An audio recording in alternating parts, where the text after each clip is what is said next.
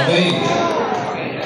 Republic of the Philippines, National Elections, CEF number 24. Certificate of Canvass and Votes and Proclamation of Winning Candidate for Vice Mayor.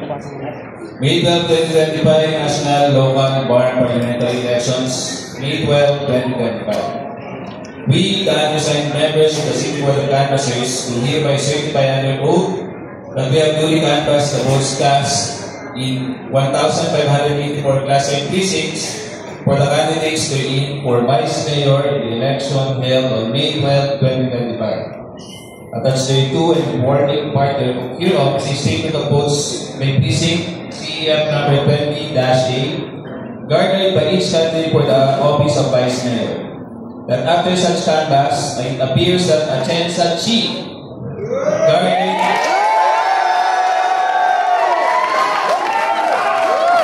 584,145 votes for the office of Vice Mayor, the same being the highest number of votes legally cast for said office. On the basis of the foregoing, we hereby proclaim the above named winning candidate as the duly elected Vice Mayor of NCR.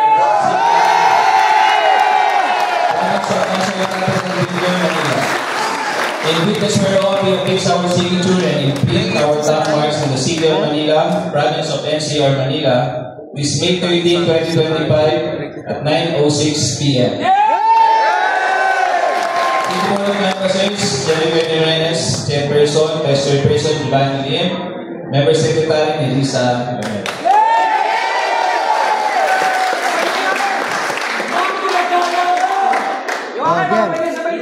Kanta na.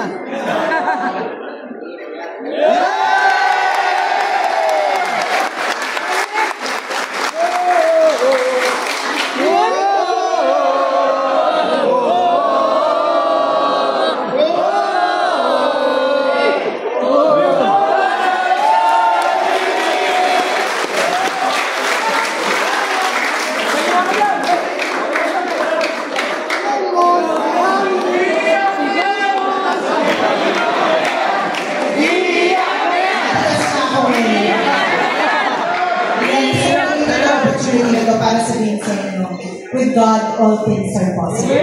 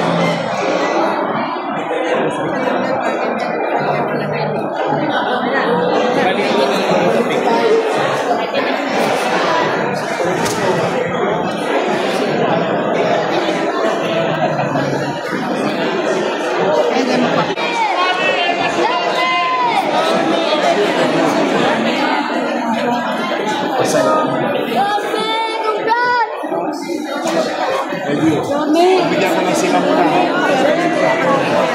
I love you.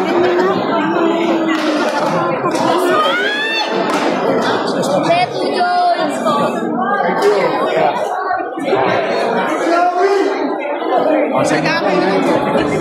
Kanina pa kasi.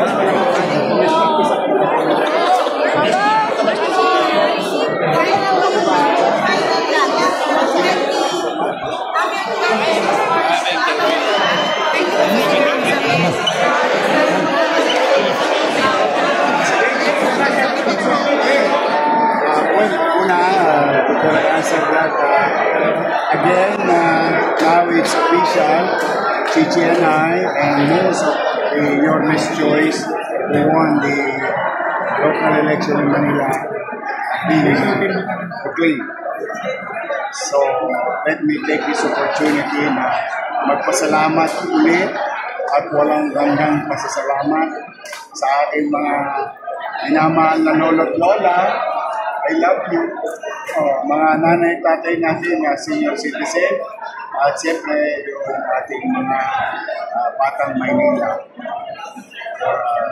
for the overwhelming support.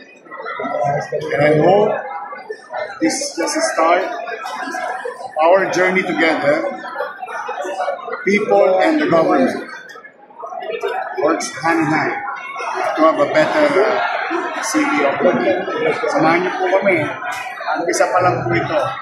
For the meantime, in the next few days, Chichi and I and the newly elected members of the City Council will meet in preparation of plans that we promise our people. So, ayun. Second, 26 hours.